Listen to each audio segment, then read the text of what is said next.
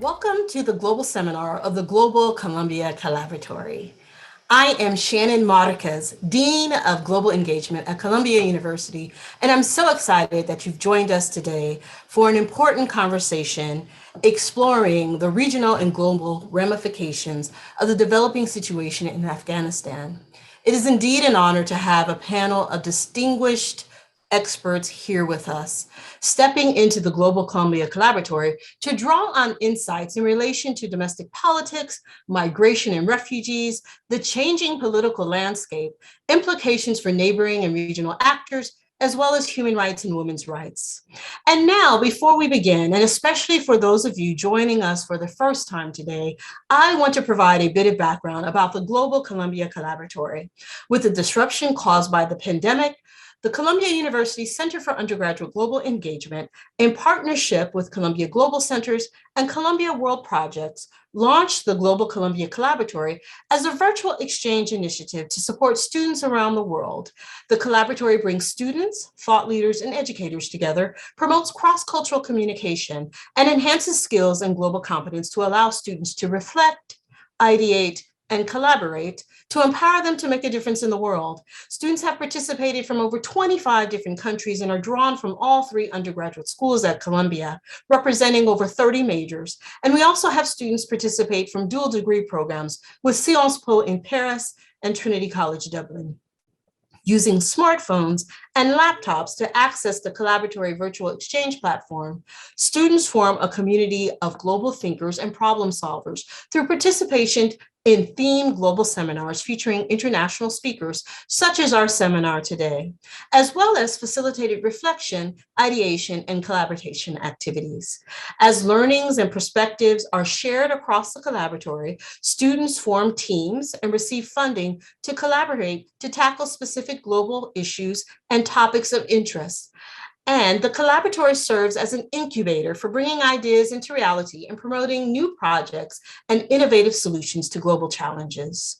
So we are thrilled that undergraduate students from all over the world have been actively engaged in the collaboratory every semester since it launched in May of 2020. And we currently have a cohort of collaboratory students joining us live today. Welcome to all of you. Now, I encourage the global audience, including students participating in the Global Columbia Collaboratory, to submit questions through the Q&A button at the bottom of the screen. Again, I want to welcome everyone to this Global Columbia Collaboratory seminar, and I want to thank all of our partners and our esteemed panelists. We are so pleased to be working directly with the Columbia Global Centers for these seminars. And at this time, I want to introduce Safwan Masri, Columbia University Executive Vice President for Global Centers and Global Development, who will give some introductory remarks and introduce our moderator today. Safwan? Thank you, Shannon. Thank you. Welcome, everyone. It really is my great pleasure to welcome you to the first of our 3 webinars exploring the regional and global implications of recent developments in Afghanistan. Over the span of this series, we will address topics of grave concern: refugees and migrants, human rights, and specifically women's rights to education, domestic politics, and global power relations.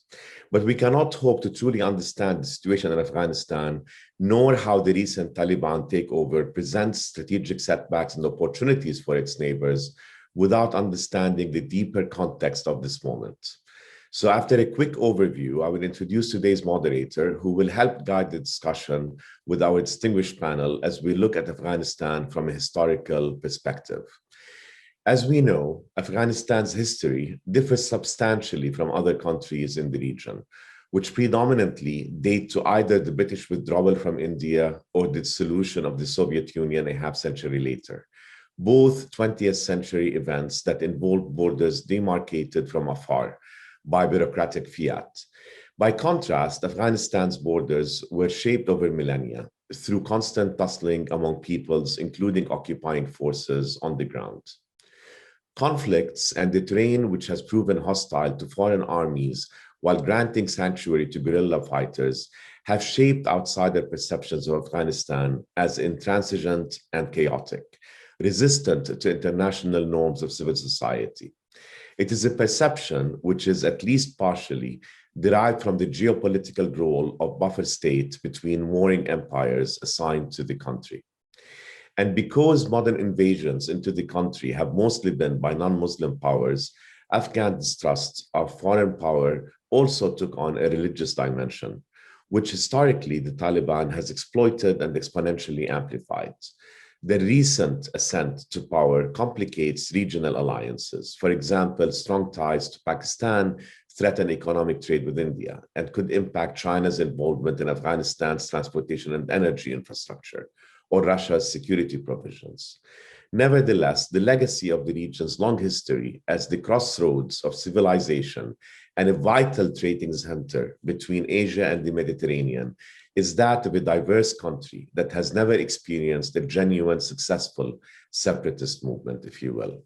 Afghans have consistently fought against foreign control. This need to assert power in the face of external threats has contributed to the current crisis in multiple ways.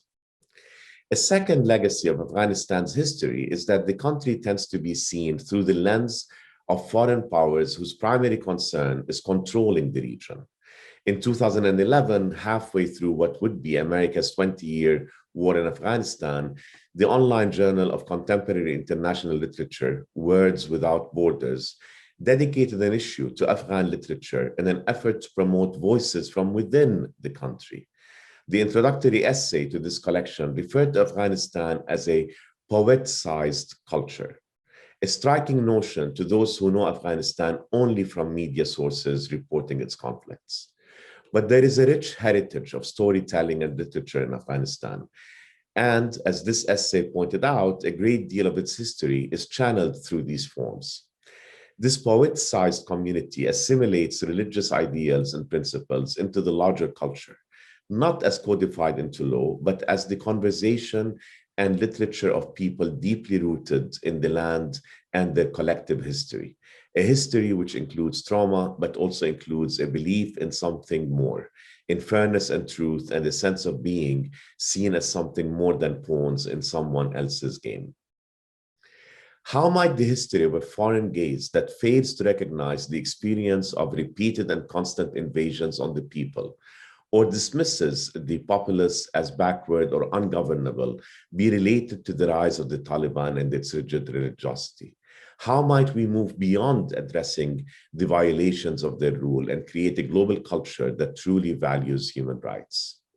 To help us answer these and other questions related to Afghanistan's history, its strategic regional value, and how outsider perceptions have brought us to this moment, we have today an extraordinary group of panelists. Her Excellency Ambassador Adela, Afghanistan's ambassador to the United States, Steve Coll, Dean of the Columbia School of Journalism, and Robert Cruz, Professor of History at Stanford University, and Dipali Mukhopadhyay, who will moderate the discussion. Dipali Mukhopadhyay is Vice President of the American Institute of Afghan Studies and Associate Professor in the Global Policy area at the Humphrey School of Public Affairs at the University of Minnesota.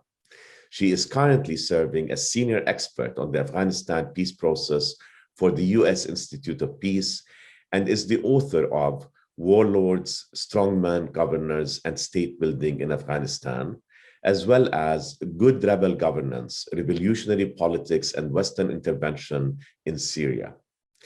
Dipali's policy-oriented writing has been published by the Carnegie Endowment for International Peace, Foreign Policy, Lawfare, the U.S. Institute of Peace, and the Washington Post.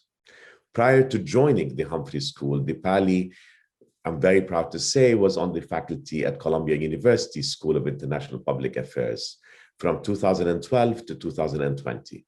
She received her undergraduate degree from Yale and her PhD from Tufts University's Fletcher School of Law and Diplomacy. Welcome, Dipali, and thank you for being here and for taking the lead with this august panel and leading the discussion. I turn it to you now to introduce our esteemed panelists more fully and to lead the discussion. Thank you, everyone.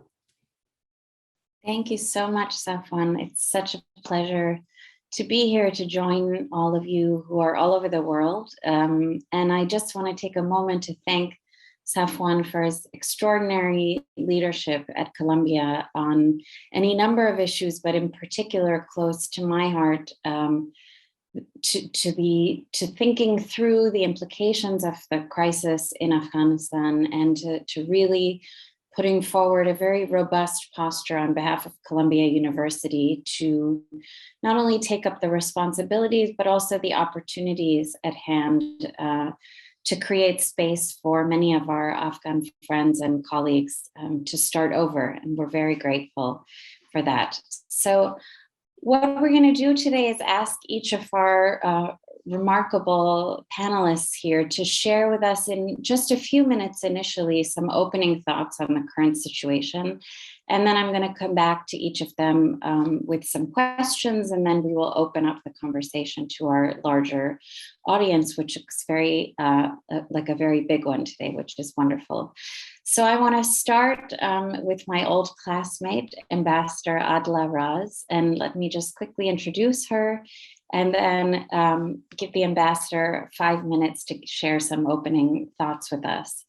Ms. Raz is the ambassador of the Islamic Republic of Afghanistan to the United States.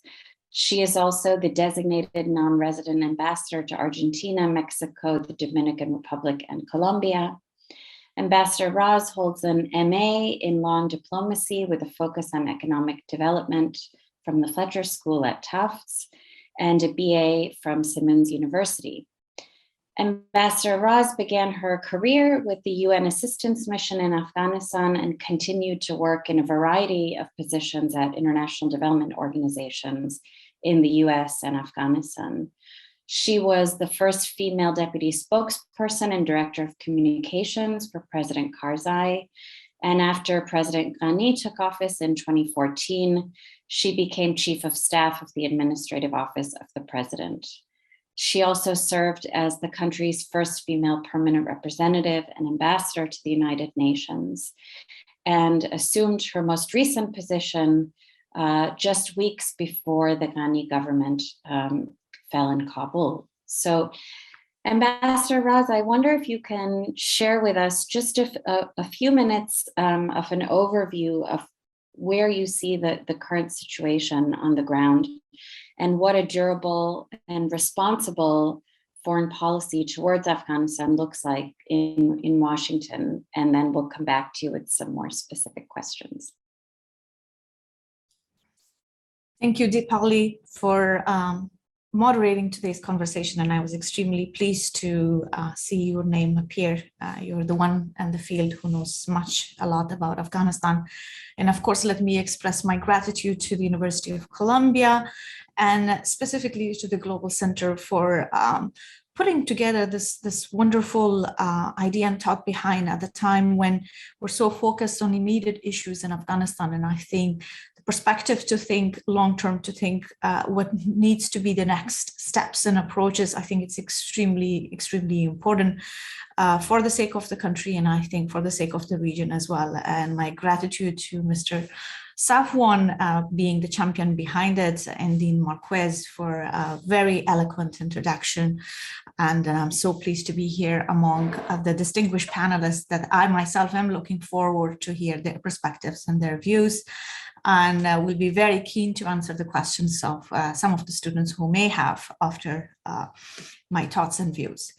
So starting, Deepali, with your question in terms of how do I see, or how the situation is in the ground, and what would be the durable or sustainable foreign policy towards Afghanistan from the perspective of the host country that right now I'm here. Starting with the current situation in Afghanistan, I think a lot have been said, and we have read so much in terms of the crises that's in front of us. And in terms of economics, in terms of political, in terms of just pure where we stand right now in terms of all the investment we had done in the last 20 years, and the women's right, the issue of education, and all those values that we taught and fought for in last 20 years. Starting with human rights, I think with humanitarian situation, first, it's dire, it's critical. Even when before August 15, we had the figures, which was about 18.6 million people in Afghanistan needed immediate humanitarian assistance. And imagine that being now even expanded because of August 15, because of complete collapse of economy in the country. And I think I just want to remind the audience that 25 years ago, when Taliban took over, Afghanistan's economy was not formalized. In the last 20 years, it became formalized to a certain level. And that has been directly impacted by the isolation and by the sanctions that's right now in place. And then at the same time, there is drought, which we have seen in the last 5 years being even more severe. We're entering a winter. We were hit with COVID like any other least developed country. We were also really managing that crisis in a very difficult way. And to be very frank, right now, not many people even talk and discuss about COVID, because I think that the magnitude of the complexity of the situation is so big that COVID is just far beyond the thought in many people's mind. So I think in terms of humanitarian, it's really intense. And keeping in mind, it's a country with 45%, at least half of the population are women. In the last 20 years, we had a large number of women who were coming to the civil service and to the modern economy. And multiplying that number today, having all of them staying at home and as the breadwinners, and today they can't get any food for their families. So I think we should think of all those widows right now too. And in terms of rights, I think civic space, it's shrinking, starting with women. We all know that they are still not able to go to school. They're not able to go to work. And media still bravely are working, but their resources are limited, and limitations by the new regime is also arriving on their political view and perspectives. The younger generation who were part of the private sector, civil society workers, they're already seeing a very limited space for their growth. Because if we just simply look into the current cabinet, you would barely see an educated young leader among them. And that by itself really conveys a message that there is little space or almost no space for educated younger generation to see themselves in the future of the country or this regime. And the same thing with human rights advocates, their lives are in danger, and we all know they already have limited space to work. And I think these are the investment we have made, and my plea constantly here had been that along the humanitarian assistance that we are thinking, we should also think of the civic space for those four pillars of the new Afghanistan, which I always refer to. It's youth, women, civil society, and media, that they need to be kept alive and sustained and protected as much as we can. And also, I think the third part is that when we're focusing, or we have been so much engaged on evacuation, where my words of gratitude to all who have helped us to evacuate those who were in dire security risk, and there's still a large number of them, but we also should think of those who are inside the country, and that's above 30 million population. And I think that's also a very critical point we have to think. So that's in terms of the current situation, as we all know. And in terms of a sustainable and durable or responsible foreign policy, let me take a quick step from the host country. I think globally, the durable part, I agree. I think responsible is just getting a little complex, because we are entering not a very interesting era. We are more and more trying to look internally than outside. And I think for good reasons, it makes sense, but somehow the glorification of where we global citizenship and connectivity was always embraced, the more we see in recent years, we're moving towards complete isolations and to a certain level, very strong populism that's arriving. So it's going to be very hard to speak about responsible, but I think durable, I will focus because durable is extremely important. In the case of Afghanistan and our region, first, it's the security situation. We must think of it. The risk is not eliminated. Second, it's a nation with more than 30 million population, so it's not a small country. It's a huge country. The impact, economic impact, political and security impact will not be contained in Afghanistan. It will spread. Three, it's a very, very, very different region than 25 years ago Afghanistan was in it. And I think we just have to acknowledge and process and really take into consideration the potential new regional rivalries that are arriving. And Afghanistan, not in terms of being protected or not, but it's going to be a big question how it's going to be used as a potential field for expanding those rivalries within the region. And four, I think we still have not eliminated the threats of terrorism. It's not only one form of terrorism that we're talking, but I think globally and inside Afghanistan and outside of the region, outside of Afghanistan, but inside of the region even more strongly than Afghanistan itself, it's radical Islam and in extremist views among the younger generation that's in rise. And it's not even, as I said, one form of specific group of terrorist groups. There are many and they are growing. And I think just simply reflecting on glorifying a radical group inside Afghanistan and the regime, what would be the impact of it in the region and outside of the region? I think it really requires all of us to have a very calculative, very long-term, and as you said, durable foreign policy that's focused not only on security, but sustainability and prosperity as well, because the core cause of all our challenges were lack of education, high level of illiteracy, and unemployment and poverty. I'm going to stop here, Dipali, and I'm going to let my other panelists to speak and look forward to the next questions. Wonderful. Thank you, Adela. I'll come back to you. A number of your points raised some questions which we'll come back to. Let me now turn to Steve Cole. Steve Cole is the author of the Pulitzer Prize-winning book Ghost Wars, The Secret History of the CIA, Afghanistan, and Bin Laden, published in 2004. He's the Dean of the Graduate School of Journalism at Columbia University and served before that as president of the New America Foundation and is a staff writer for The New Yorker, where he received a Pulitzer Prize. I'm sure many of you will have seen his most recent piece, which I believe is the first of two essays reflecting on recent events and the longer war in Afghanistan.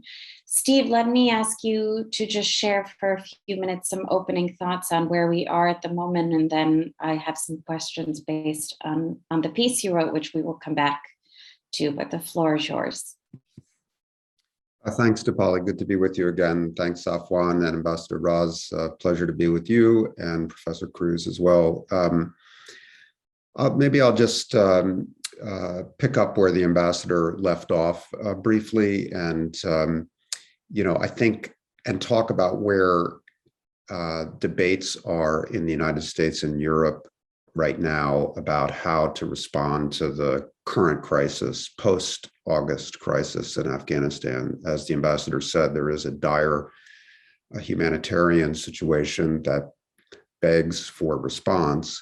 And at the same time, where the NATO governments, including in Washington, are just trying to shake off the catastrophe of the summer and start to think what a post-NATO Afghan policy really means to them. And the humanitarian crisis, unfortunately, can't wait for that thinking to play itself all the way out. And yet, there does seem to be a bit of paralysis, certainly in Washington, about how to respond. You can understand the dilemma, I suppose, if you think about foreign policy as rooted in domestic politics.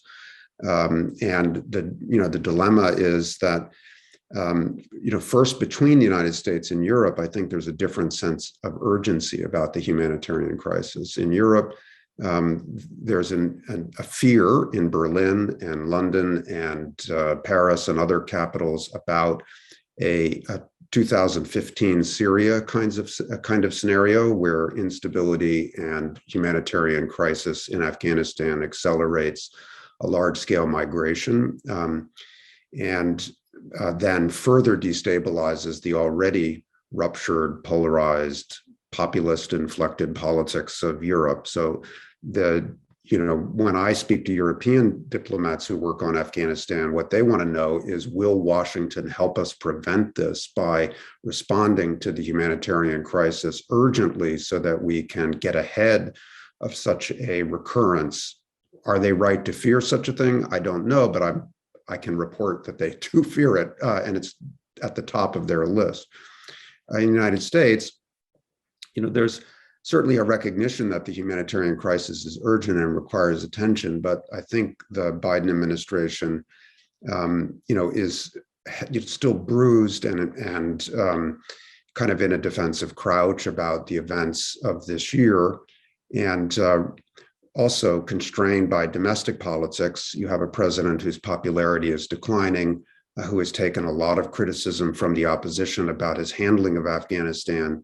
And politically, it would be very difficult for him to create a narrative in which he was seen as, for example, releasing funds to the Taliban or engaging, actively with the Taliban in order to respond to this humanitarian crisis. The domestic politics of that are just terrible, even if the president were personally motivated to do so. And I don't think he's especially motivated to do so. I think my sense, having reported in Washington very intensively over the last couple of months to try to close this piece you referred to, my sense is that people just don't want to hear about Afghanistan like that. This is the last, when I come calling, there, the deep audible sigh is something I have to wait 60 seconds and then start saying, yeah, but you need to deal with this. So I just don't see the US being, even as urgently as European allies are asking for support for a more aggressive response to the humanitarian crisis, I'm not persuaded yet that the Biden administration is going to offer that. And then just the second point about kind of what does, and this is the big question that organized our discussion, and I'm not the perfect person to be thinking about 200-year arcs of geopolitics, but having worked in the region a lot, I would say, just to maybe frame this with a couple of obvious points. We've just moved from a NATO-dominated geopolitics to a post-NATO geopolitics, and the consequence of that is to create space for, but also pressure on the regional powers that have sought their own security in Afghanistan's war and violence, primarily Pakistan, also Iran, and the Central Asian states. And then, of course, I'm sure we'll get to this in the discussion, where does China figure? On the security questions, for example, just to take one example of how this is, I think, already playing out in both, Islamabad and Tehran. What the Pakistanis want is to avoid, broadly speaking, what they want is to avoid a rerun of the 1990s, where the Islamic Emirate, the Taliban government, was extremely isolated in the global system. There were only 3 countries that recognized the Islamic Emirate as the legitimate rulers of Afghanistan in the 1990s: Pakistan, Saudi Arabia, and the UAE. Saudi Arabia and the UAE are not going to rush to recognize the Taliban this time around. Their geopolitical outlook has shifted. Pakistan is, has tied itself to the Taliban through so many ways that we all know, and is now seeking to legitimize the Taliban to the greatest possible extent. They're also discovering that the Taliban don't want to chart their path in the international system as a client of Pakistan, and that they're already pushing back.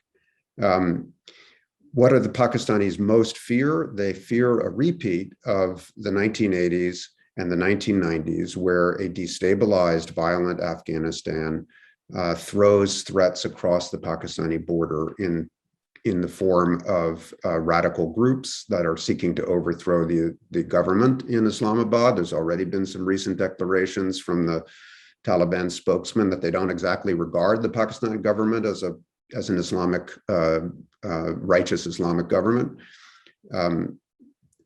They also fear another wave of migration, guns, drugs, the usual problems that they have perceived and sought to ameliorate through their interference in Afghanistan. So for them, the big question is the same question that a lot of regional countries face. Will the Taliban consolidate control? Will their authoritarian, even radical government be stable, or will it generate another round of violent internal resistance? And, you know, that's the big question, I think, when you look out over the next year or two. Thank you so much, Steve. A lot in there that I hope we'll be able to come back to. Let me now turn to Rob Cruz. Robert Cruz is a historian whose research and teaching interests focus on Afghanistan, Central and South Asia, Russia, Islam, and global history at Stanford University. Professor Cruz is the author of Afghan Modern, The History of a Global Nation, and For Profit and Tsar, Islam and Empire in Russia and Central Asia. He is co-editor of a number of volumes, including Under the Drones, Modern Lives in the Afghanistan-Pakistan Borderlands, and The Taliban and the Crisis of Afghanistan. Professor Cruz served as director of the Center for Russian, East European and Eurasian Studies and of the Abbasi Program in Islamic Studies at Stanford, and is currently editor-in-chief of the journal Afghanistan, and a remarkable mentor to many young scholars of Afghanistan. It's wonderful to have you here, Bob. And I'll ask you just to share a few opening remarks with us before we get into a discussion. The floor is yours. Great. Thank you so much, Polly, and thanks to everyone at Columbia, and thanks to my fellow panelists. It's wonderful to meet you, and it's an honor to be on the stage. I feel like I'm standing among greats, and I'm very short here next to you too. So thanks so much for having me, and you've already covered so much. So I think I would just echo maybe a few points and maybe amplify one or two, if I may, in my short time. Again, thank you to Polly for the very kind introduction. From my point of view, looking at this, you know, as a historian, I guess I'm struck by really the deep imprint of especially American policymaking in the last 2 or 3 years. I think that we still live with really the fissures created by those choices made first by the Trump administration, and then, you know, continued by the Biden administration. I think I appreciate Steve Cole's comments about the sense of kind of paralysis, and I think maybe go even further and say that the U.S. is largely absent. I mean, it makes sense to hear, you know, to read Steve Cole's reporting behind the scenes of people hiding under desks, not wanting to talk about Afghanistan. But I think that's the short-sightedness of the American approach to the region is really at the root of the contemporary crisis, and continues to shape it by its absence, in fact. And echoing Ambassador Raz, I would suggest that, I mean, the big question today really is, I think, how does the global community recognize that this is a global problem? This is not simply an Afghan problem, of course. How does the global community respond to the Taliban, to a regime of gender apartheid, to a regime that is capable of even more extreme forms of violence, as many marginalized communities in Afghanistan warn us today, namely the Hazara community, who has already suffered violence at the hands of the Taliban on numerous occasions. How should the global community respond? And here I feel, you know, this is above my pay grade. I'm not a diplomat. I'm not even a policymaker, but it seems to me, you know, the first is to recognize really the Biden administration's withdrawal left us with no good choices. So I think we're already kind of waging this debate with two hands tied behind our back. There are no good choices. The default position is a quite lazy one, and that is that sanctions will somehow affect the behavior of the Taliban. I think that's actually misguided, based not only on the history of sanctions broadly, but particularly on the history of the Taliban movement itself. They are not likely to change their behavior due to any external pressures. And the only pressures that may affect their conduct are from within Afghan society. And today, what we've seen, very importantly, has been the mobilization of women on the streets in protests. This has been I think the most effective voice of opposition. The challenge is internationally, how does one support and amplify those voices? It's a very difficult decision. Meanwhile, the sanctions regime is already, I think, deepening a crisis that Ambassador Raz eloquently described for us. It is one that is long in the making and yet intensified by the policy choices of the international community in the last 5 to 6 months. What can be done? I think, as Europe looks to, erect higher walls, as the United States attempts to hide from the problem, I think it's crucial to recognize that while there are debates, especially in the Afghan diaspora, about whether or not to recognize the Taliban, with most opposing recognition, I think it's crucial to recognize that regional powers have already offered de facto recognition of the Taliban regime. This includes its immediate neighbors, but also crucially China and Russia. And I think we live in a world today, I think Steve Cole pointed this already, a kind of post-NATO, post-US order, where diplomatic recognition does not mean the same thing that it did in the 1990s for the Taliban regime, when the UAE, Saudi Arabia, and Pakistan recognized it. De facto recognition, which I think we see today already in place, means all kinds of economic ties. It means legitimation. It means energy. It means water.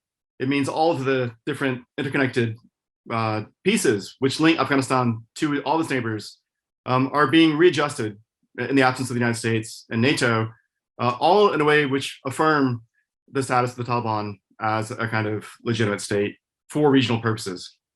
And I think, again, if we look at this point of view from Washington and look at what's going on in local regional capitals, I think that the conversations are passing each other. The United States imagines that sanctions will have some effect, when we know that's only deepening the crisis. They think this will somehow, make the Taliban bend, when already the Taliban have well-developed relationships with immediate and more distant neighbors in ways that will effectively allow them to govern in a way that satisfies Taliban ideology. That is a kind of minimalist state, still prioritizing the Ministry for the Promotion of Virtue and Prevention of Vice, still promoting security, still promoting its new gained identity as a kind of counter-terrorist partner to neighbors in its fight against Daesh or the Islamic State. And it will be very happy to allow humanitarian organizations to play the role of the provider of social services, to fund schools for boys and men only, to essentially run the healthcare system, and this winter to feed the population. So I think without American engagement, and this is where there's an opportunity here for Europe and the United States, I think, to engage in a very utopian project, a very ambitious project, to actually engage with all of Afghanistan's neighbors to attempt to affect some kind of influence through those channels as part of a broader regional conversation, which has long been discussed as part, for example, of a kind of Indian-Pakistani security negotiation. All these wider regional pieces need to be revisited, and they actually provide not only an opportunity to save face for the Biden administration, but a true opportunity to actually build upon the ties that neighboring states have established with the Taliban, which I think is really the only resort. Sanctions are only going to lead to a more disastrous outcome. Ideologically, human rights rhetoric, unfortunately, is not likely to make an impact on Taliban conduct. I think the two mechanisms, the only responsible kinds of policies to be pursued now, involve very intense regional engagement toward a broader kind of realignment of security interests of the region in ways that hopefully will affect the Taliban. And secondly, to try to support internal forces, which currently, again, are being led by women who are pushing back against the Taliban in a way that is profoundly new and different. It's something that they did not experience in the 1990s. Again, these are all unsatisfactory solutions. So I offer that a very important caveat and highlight again that the legacy of the choices of 2020, 2021 in Washington have left us with a really impoverished set of tools to attempt to engage with the Taliban, to attempt to alter their behavior. And unfortunately, I think, obviously the humanitarian crisis is looming and is pressing at the moment, but the Taliban regime will not go away. If the stated outcome or goal of sanctions policy is for the regime to collapse, I would invite people in Washington to imagine, if they would, what that would look like, what that would mean for Afghanistan, not as a means of defending the Taliban by any measure, but to really think through the effects of these policies in a way that we've never quite managed to do in Afghanistan. But let me pause there. Thank you. Thank you, Bob. There's a lot you've put on the table. And what I'm going to do now is just pose a couple of questions which are inspired by each of your particular comments, and then give each of you the opportunity to respond how you see fit. We've got about 25 minutes before we'll bring the audience into the conversation. So I want to pick up, Adela, right where Bob left off.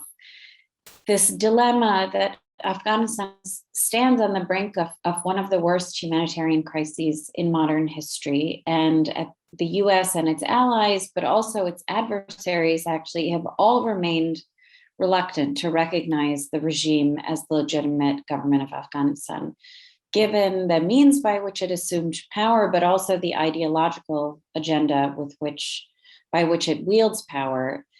And at the same time, for all of the reasons Bob just described, Western powers and neighboring countries find themselves under pressure to address these very pressing concerns of hunger and disease and economic collapse.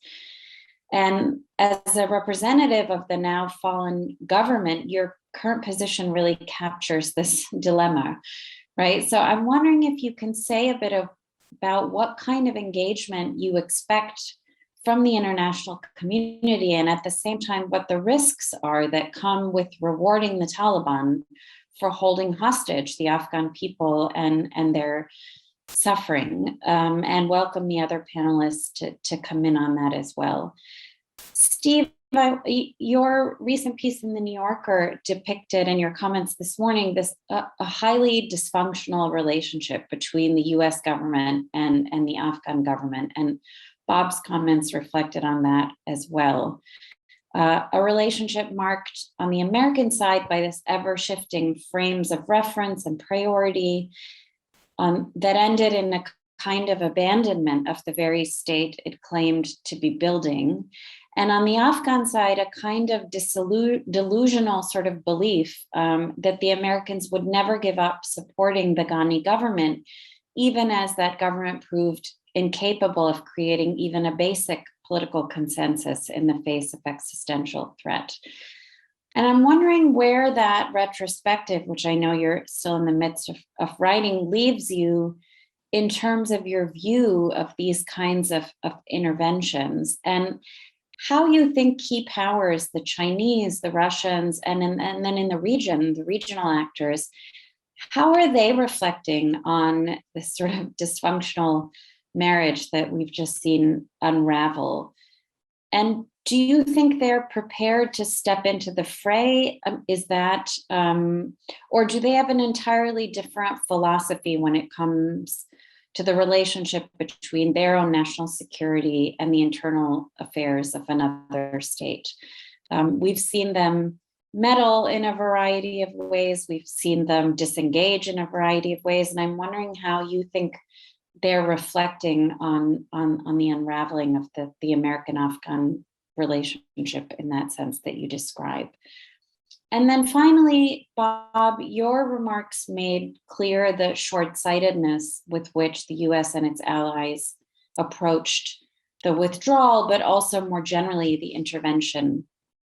And you talk about a need to really engage in a responsible sense, but also to be aware of and understand the subtleties with which politics is being reorganized within Afghanistan, including different modes of resistance among women, among minorities that maybe we hadn't seen in this particular form before. What do you think is the role of outsiders in that reorganization? The last 2 decades, I think, reveal, as to your comments, that Western actors are neither well-equipped nor are particularly responsible in the ways in which they engage in the internal affairs of the Afghan people. And yet, one of the great fears, I think, for many of us is that Afghanistan will go back to a period of total isolation, like of the kind it had in the 1990s. So do you think that Americans, American allies, actors in the region are capable of understanding and engaging with the Afghan people on their own terms? Like, where does any optimism about that come from? And if you have some, can you talk about what you think those modes of engagement and support might look like.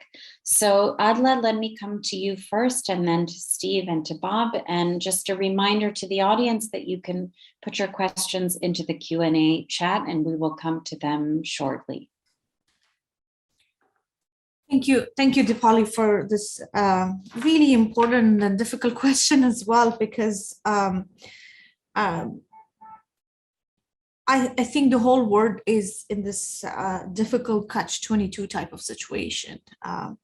There is a regime right now in the ground that for the last 20 years, the international partners along Afghans fought against it. And because of the beliefs, the thoughts, their alliances with the terrorist groups, and for all that. And then today they come to power, and yes, of course, one is in the form that they came to power. The second is also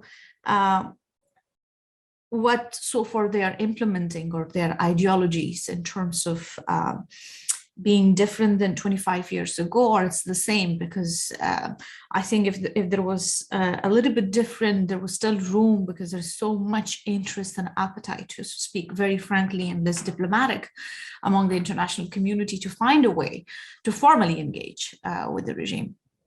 And but there's less, I mean, more and more when time passes, there is less and less we see that the current regime has changed from what it was in 25 years ago. I think probably they know better the 21st century language with media and technology and how they appear on TVs. But I think the core thoughts are almost the same: banning women from school, banning women from work, their ideas towards minorities and political freedom, and all that are the essence of a sustainable and prosperous society, if I may say. So their core creation is against it, and that has not changed. We have seen so far. But here we also have this humanitarian crisis, and as Bob said rightly, the region is feeling pressure. Then I think I may add, not even the region, I think outside of the region, some of even the NATO powers feel the same pressure for the reasons that Steve said, with migration from Afghanistan. I think it pushes these countries to come forward and engage. And frankly speaking, Deepali, I think we are in a place that, as Bob said, the de facto recognition has already arrived. Member states or countries have already started to engage, yes, from the region and outside of the region as well. And I think for those reasons that we mentioned earlier, I talked about it, Steve and Bob also, it's the humanitarian, it's the migration crisis, it's security issues. One way or the other, people start to feel that they have to be the new counterterrorism partners, despite how odd it may look like, or countries start to think they might be the new partner for fighting against ISIL. Okay, so these are the things that are arriving, and it's a very tough space. But if I sum it up in one, from a very human perspective, not even from a political perspective, I think from a human perspective and more from as an Afghan perspective, is that when the de facto recognition arrives, the beneficiaries of those are the current leaders of the regime, not the civilians,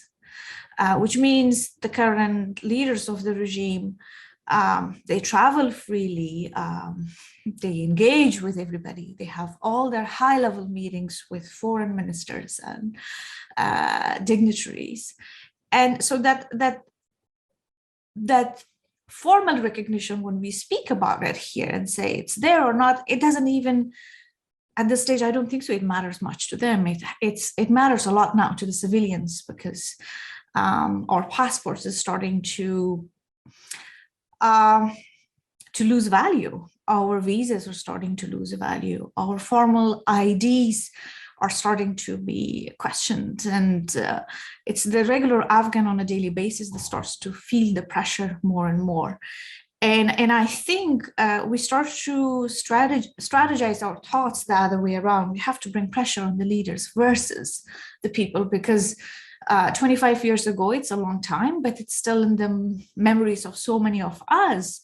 And you all mentioned, and I lived at that time in Afghanistan, that time the country was in complete isolation, not even the de facto recognition, or to a certain level, to some countries it was, and to some even formal recognitions.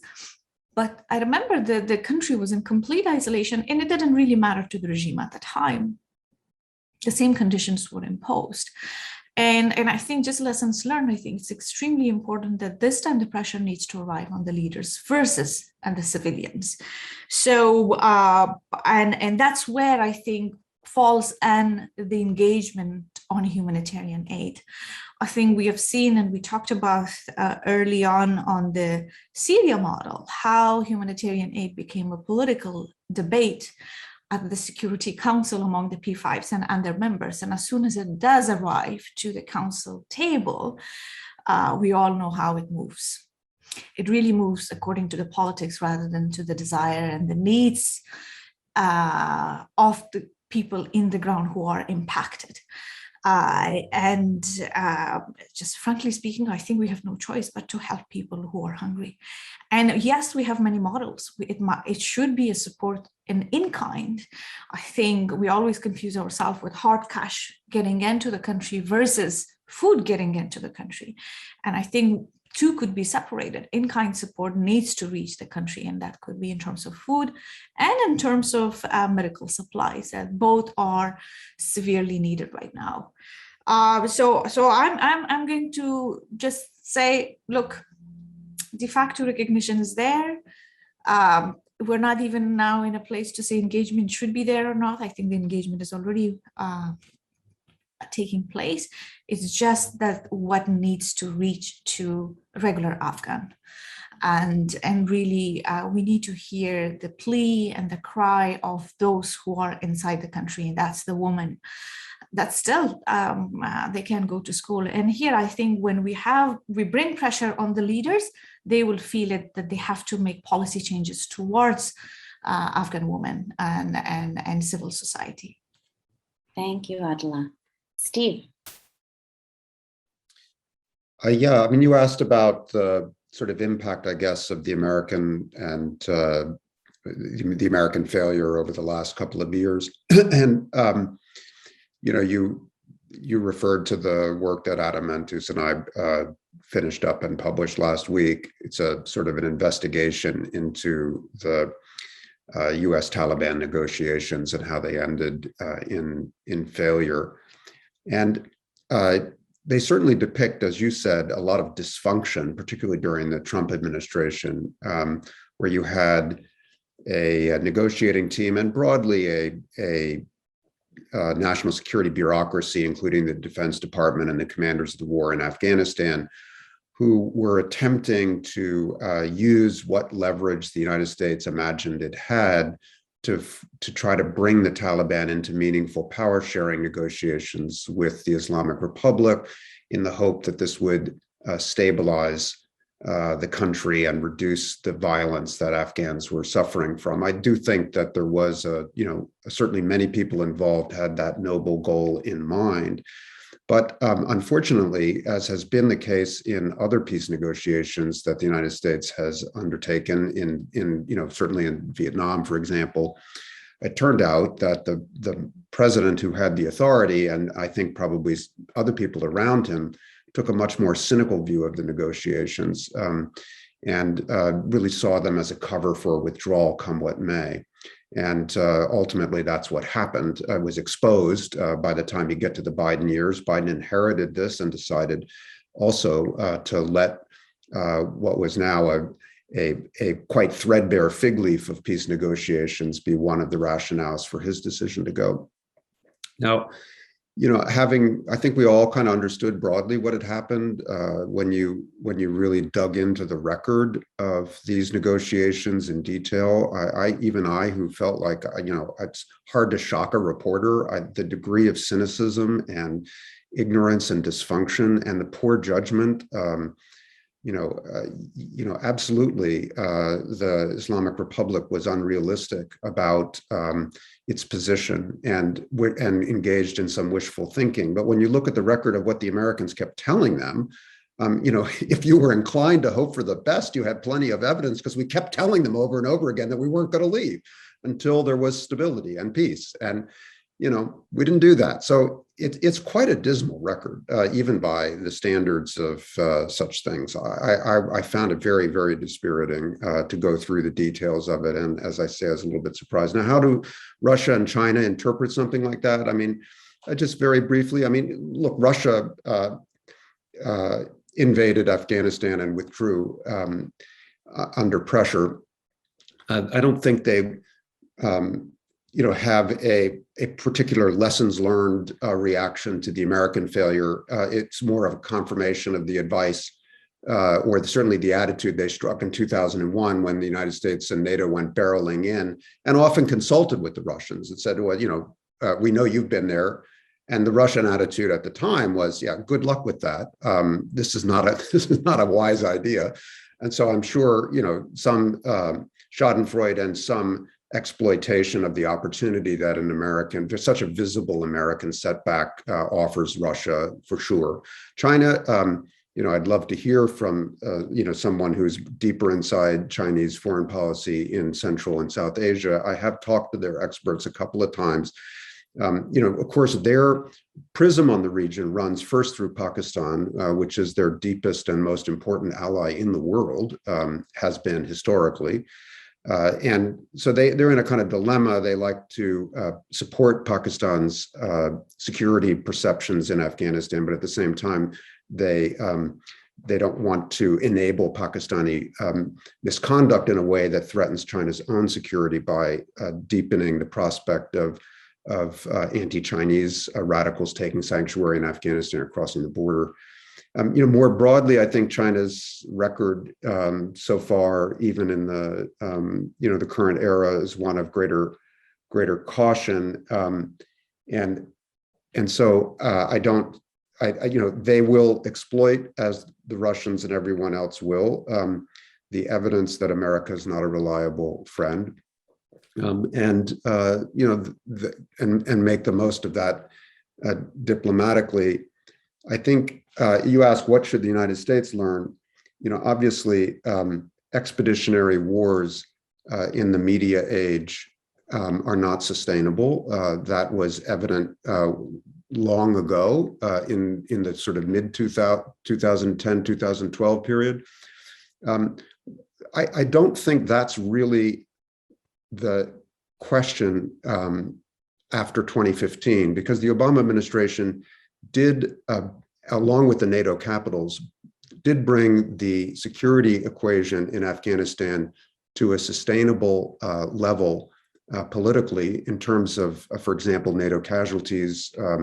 US casualties, KIA were less than a dozen a year after 2015, whereas the Afghan forces were taking 8,000 killed in action every year. So to call this an American war is just false. And for the president of our country to say the Afghans didn't want to fight for their country, it's just offensive. The Afghans were dying in thousands year after year for this war. And so it wasn't the cost of American in the cost in American blood that President Biden kept pointing to in the spring as he explained himself. It was a very expensive endeavor in finance, but not politically impossible to sustain, as evidenced by the fact that the NATO capitals wanted to stay on until there was a better environment to consider further reductions in their security commitments.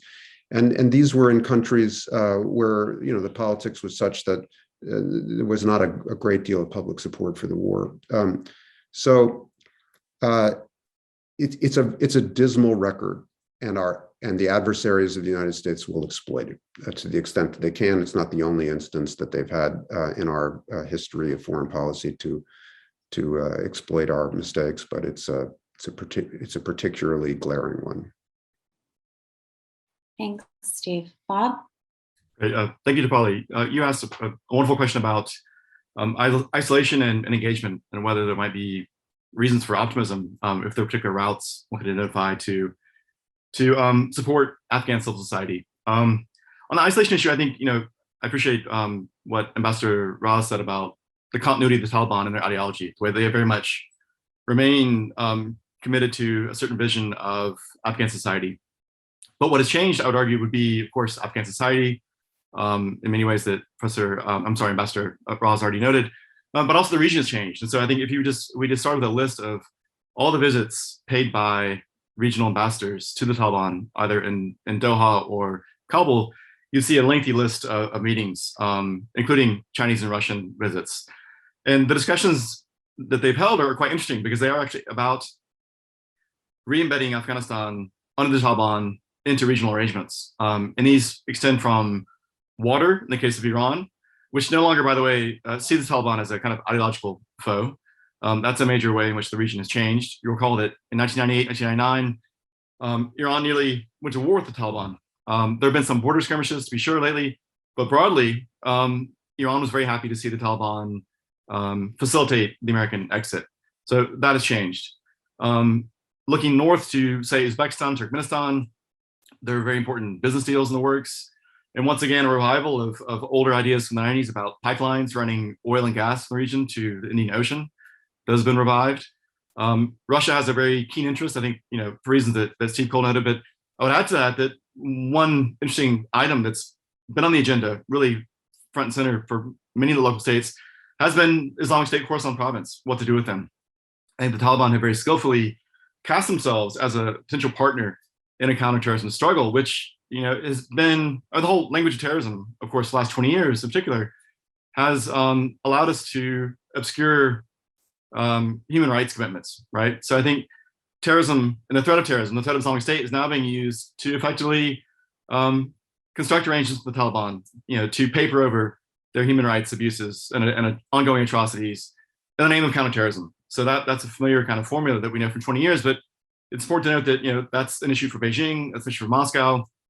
It gives them leverage potentially within Afghanistan, but also in Central Asia. So those are important concerns. So I don't see a moment of isolation like we saw in the 1990s because of all these complicated relationships, because the neighborhood is much more knitted together now for lots of reasons. But ideologically, I think it was striking given the whole I think global moment and the skepticism about human rights norms and international law, given the relative weakness of those institutions and ideas.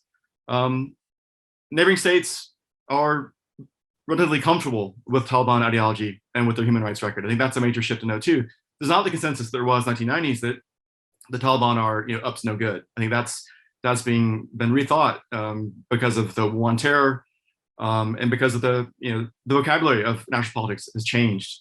Dipali asked very importantly about engagement. Are Western organizations or states capable of engagement with Afghan society? And here, I would just reiterate my skepticism. I mean, you already, I think, answered the question in a way by voicing it in a way that was quite critical. I think the only way to build credibility on this front really is via migration policies.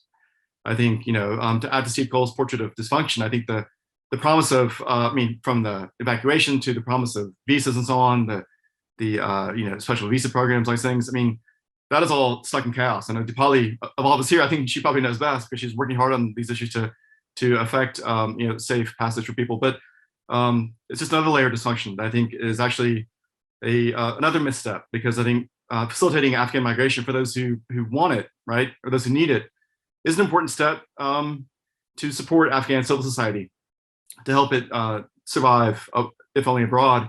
And it's also an indirect way of exerting some pressure on the Taliban. Again, the whole Human Rights Project, I think has been very much tainted by the actions of American organizations, Western organizations in Afghanistan. But as a final note, I would highlight the importance of the persistence of public engagement, and especially the role of journalists. I think, I've said again and again, I've been repeating myself about how the Taliban are not open to change or pressure, but I do think having cameras on the ground has had some effect. It's not been a panacea. It hasn't prevented all forms of violence, but I think the engagement of the international community, continued interest, is crucial to support civil society. and really to potentially forestall the massacre of civilians who bravely entered public spaces to challenge the Taliban. I think that has had a marginal effect, but a significant effect potentially that really hinges upon our continued interest and really the availability of journalists and of newsrooms to send reporters to the entire country beyond Kabul to help us understand what's going on, so that we can support and critique. I think that's crucial. I think the isolation that we fear could be really about us, right? That our passing interest that we've turned away now that there are no forces and not even an embassy, right? So I think again there are very limited options, but I think migration is one channel to continue to engage, and that would mean a very different conversation in Europe and of course in the United States. Thank you so much, Bob. We actually have some questions in the Q&A that relate to that as well. Before we turn to those, I want to give the floor to a Columbia student, Shabnam Fayez, who's a student at the School of International and Public Affairs, who I believe has an opening question for Ambassador Raz. Shabnam, are you there? Yes, yeah. Thank you so much. My thanks goes to all the speakers and guests. Thank you for this opportunity and having me here. The question that I have from Ambassador Ross is that, as we are aware that Afghanistan is now a seemingly quasi-state under the Taliban's apparent power, with the economic crisis which is currently unfolding, as we mentioned before, do you think there may be a viable political shift within the country for political outreach to other conflicting tribes or ethnic groups to take some control of the government, as negotiations are currently underway? And if so, how would this shift the dynamics of key issues within the country, such as women's rights, if at all? Thank you so much. Thank you, Shabnam John, for this excellent question and very optimistic question as well. I think we're all in our own corners trying to hold to any small sparkle of hope that we see. To be very honest, I think my personal perspective is the room for potential political view that might be changed within the current regime to integrate minorities within the leadership. I think it's pretty small. And I do not see it so viable unless the international community and part of the engagement that everybody is discussing, a part of that engagement, there will be a set mechanism that creates the right type of pressure on the regime to have both the civic space and the political space for minorities, women, and civil society to be part of the Afghanistan that it is, because I constantly do say that despite how grim and how dark and how gray the moment is right now, that we're all thinking and we're in this moment of loss of hope and big question, did we do the right thing, or did our work of last 20 years made any difference? I think there is still hope for me and for you, Shabnam John, and for many of Afghan women and the younger generation, that country for sure has changed. The people have changed. So I think that's where it is a new country, it is a new society, and it's going to be extremely hard, and it is already hard for Taliban to digest and process it. I think what I feel,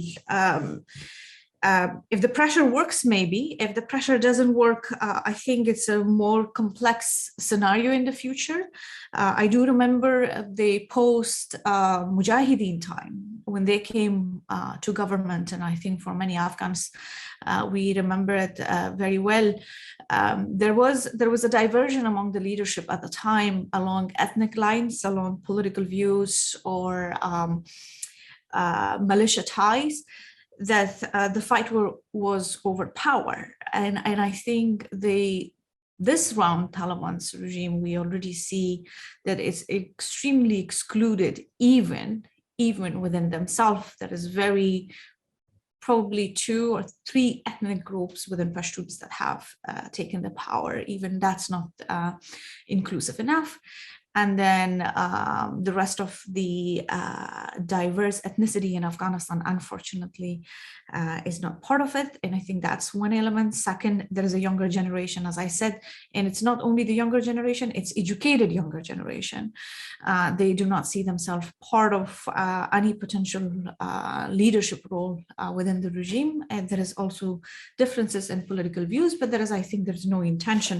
So my answer is not really optimistic. Unless, as I said, we find ways through the engagement, through pressure on the political leadership. And as I said, and we have seen the examples around the world, leaders only change if they feel the pressure themselves. And the current regime leadership is the same thing, probably they were criticizing the previous regimes as well. Their families are not in Afghanistan, their bank accounts are not in the country.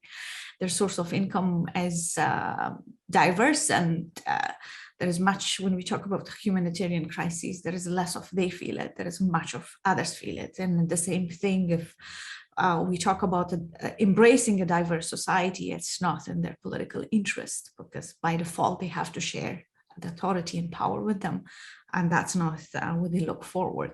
But if logic arrives in their thoughts, I think that's the potential in the sustainable, in the hopeful way for preventing any potential civil war and conflict within the country. Otherwise, we have always seen it that if inclusivity and diversity is not embraced in Afghanistan, it doesn't matter if it was a foreign power or a domestic authority, it has led to collapse. Thanks, Adela, and thank you, Shabnam. So let me just pose a couple of questions that are coming up that we've received in the chat. They fall maybe broadly into three categories, and we'll give each of you an opportunity to respond as you see fit. So there are a number of our audience members who are wondering about your take on the relationship between the Islamic State, Daesh, the Taliban, and the US counterterrorism agenda. So if I can sort of synthesize them, one set of questions is basically asking, is the Taliban now going to become the kind of partner to the United States, ironically, in the counterterrorism agenda vis-a-vis Al-Qaeda and the Islamic State? And what does that look like? Is that an accurate narrative? And what does the Taliban's engagement with Daesh at the moment look like, given the very low level of resources available and the current crisis on the ground? So if any of you wish to comment on that. The second set of questions relates to the notion of immigration and the migration crisis and the role of the United States. If any of you can comment on how the US government is actually engaging on this question of assisting individuals and families who are struggling to get out of Afghanistan. Others are asking what the intense domestic political divide in the United States, how that plays into the American approach to the humanitarian crisis, as well as the migration crisis. And one student is asking, what can I do other than donating and pressuring my political representatives to question the government on this matter? And then finally, I think there are a couple of questions that are asking, how is the Taliban actually governing in the current moment?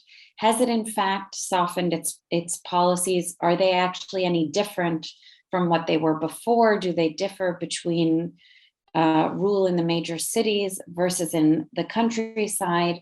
And to what extent efforts at pressuring the Taliban, if some of our audience members want to know more generally, what does that pressure look like?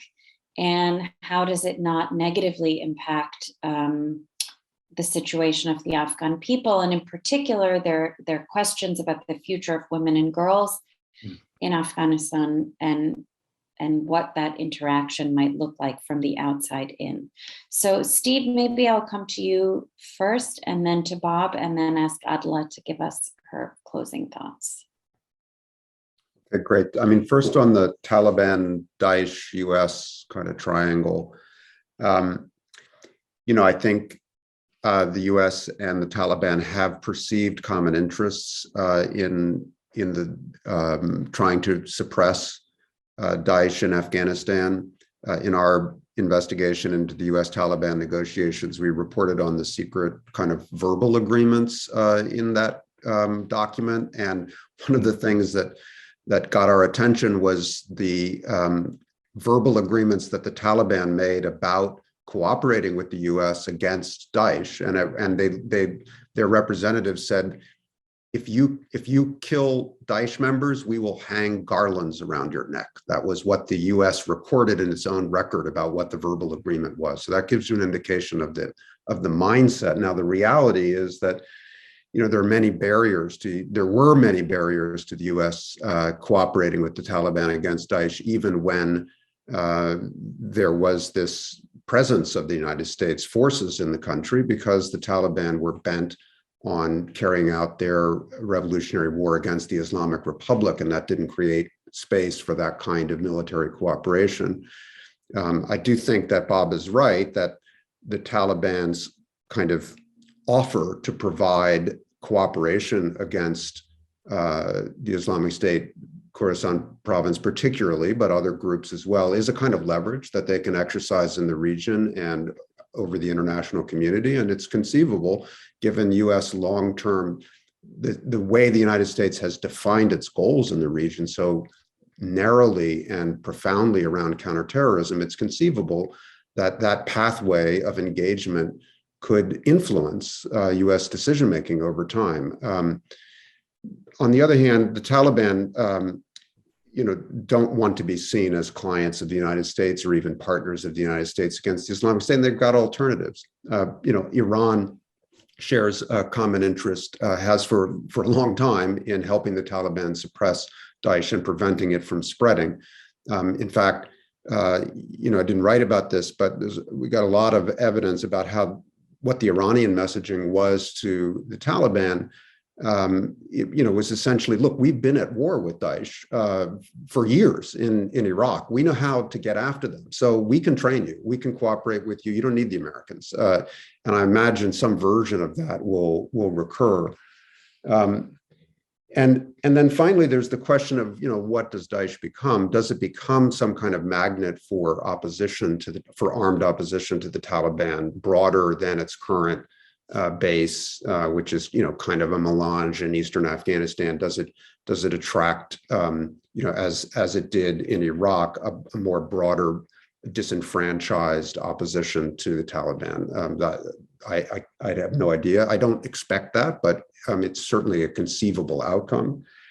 And then I'll let the others answer the other two questions. Thanks. Thanks, Steve. Bob? Sure. Very briefly, just two observations. First, Daesh is very useful to the Taliban.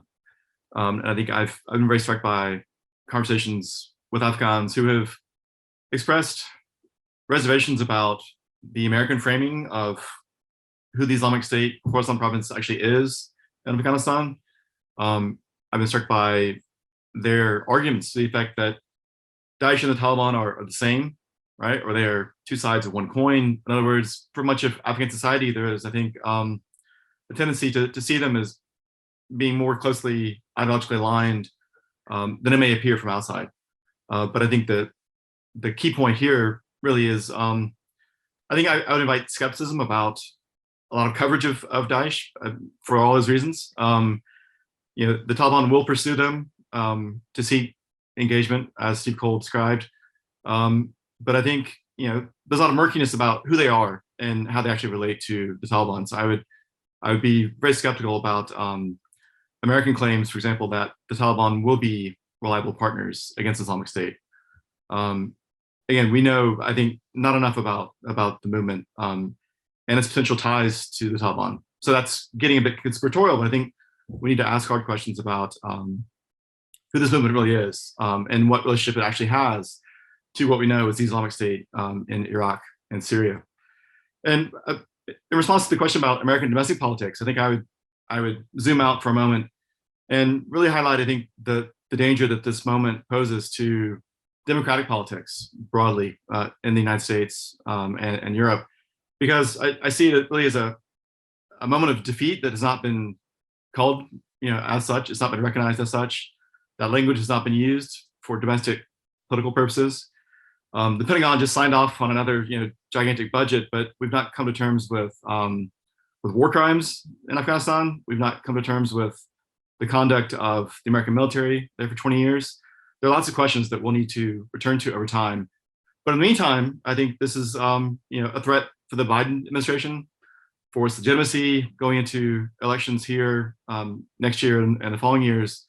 Afghanistan will linger as a major concern, and I fear it will be potentially an impetus for an even more authoritarian turn in American politics. And in Europe, as Steve Cole noted, we already see this on the far right, where right-wing politicians have whipped up anxiety about, brown people, Muslims, all supposedly storming the borders of Europe, as we saw in 2015, when there too, the arrival of a group of migrants that was not even, the numbers were exaggerated. In other words, all the rhetoric that we saw around 2015 that labeled that a crisis, also stands at the ready to be recycled. So I think unless the global community really arrives at a new set of policies in relation to Afghanistan, this will continue to have ripple effects, and really, I think, deepen our crisis of democracy far beyond, because this will be weaponized by the far right. And I think back to Weimar, actually, when military defeat there becomes a metaphor for all kinds of other issues. It becomes an argument for a moral collapse, for an inefficient political system that's incapable of winning wars. And I think all that rhetoric potentially will further exacerbate polarization in the U.S. And I think as long as the Biden administration runs away from this problem rather than actually dealing with it, I think it remains a gift to the far right in the United States and in Europe. And I'll pause there. Thank you. Thank you, Bob. Adela. Yes, thank you, Dipali. I think I'm gonna focus on immigration, because I think the other two questions were well answered. On the immigration, I must say that, first of all, words of gratitude as an Afghan to all those who helped to evacuate about 55 plus 60,000 Afghan refugees or evacuees from Afghanistan who have arrived here in the US. And I think there is still a large number still left in second and third countries waiting for their next step, either coming here or to European countries. And I think among those where our gratitude comes as a lot to those nonprofits and NGOs and individuals, and a lot of the veterans who helped drastically and tremendously to engage and help Afghans who were in high risk. I think on the immigration issues, a couple of very quick observations. First, the job is not done yet. I think probably 50% is done, which means those still waiting and those even who have arrived, they need the next step. Resettlement process here in the US is pretty complex and pretty difficult. And I think that's extremely important because the number of Afghan refugees here is pretty large. So it's not a small number that would be easily taken care by some of the nonprofits. I think it needs a very drastic engagement by institutions to have their hands on, and very greater clarity. What is the next step forward, even for long-term settlement here in the US? Because I think as of now, we only know the 2 years. We don't know what happens beyond the 2 years and what is the paperwork for them. The second is, so on the resettlement, I think a lot of focus. The second part is that there has to be, I think, a more constructive and effective engagement among the three entities, the State Department or the US government, with the nonprofits and individuals who have helped, and the Congress. I believe there is such a positive political appetite among many other different views that may exist, and Bob referred to, and I'm not going to touch on the domestic politics, but I think there is one merging view, and it is on the issue of Afghan refugees and the type of sympathy and support that exists here in both houses.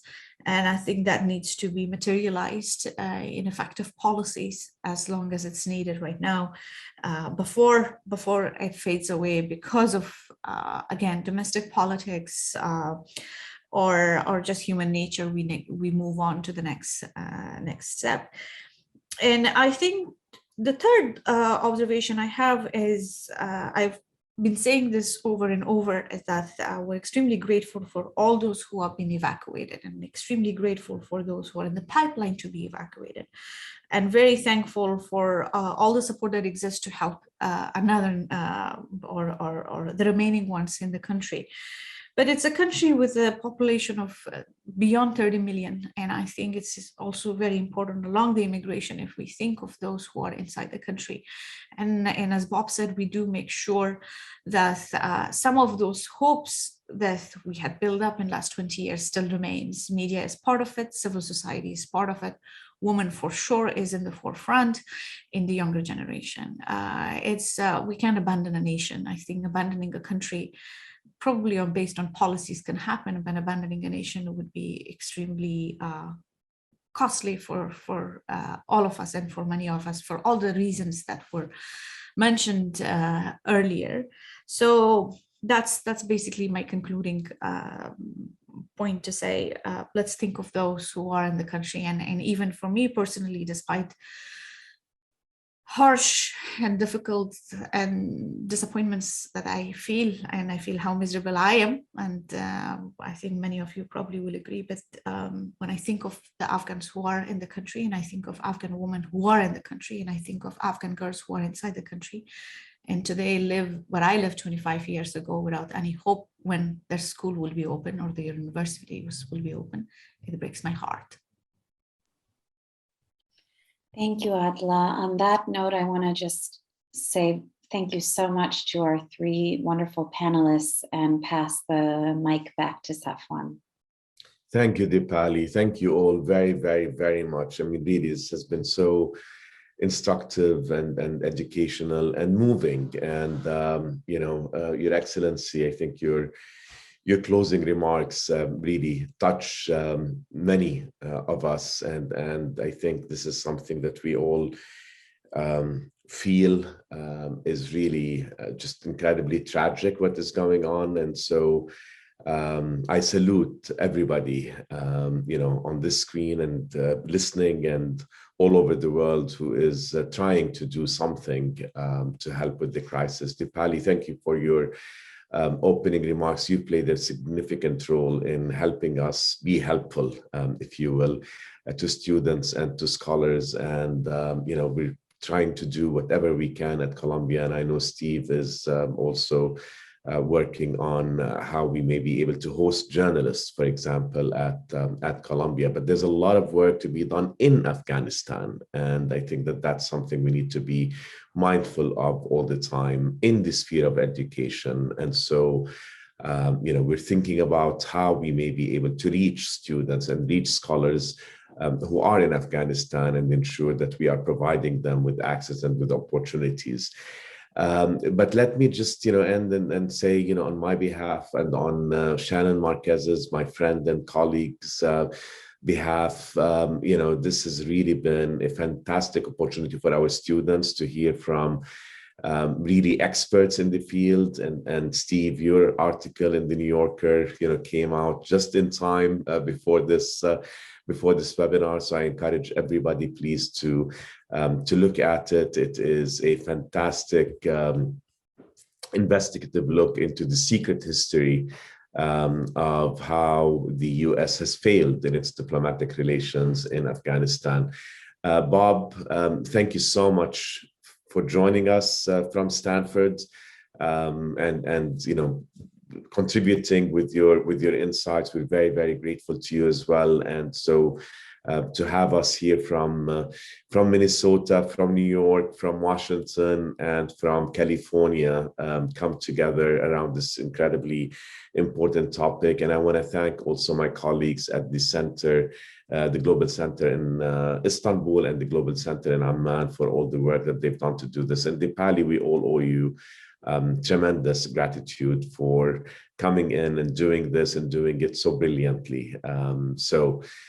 Shannon, unless you want to say anything, I think we will just, again, express our gratitude to everyone, including the audience. Shannon?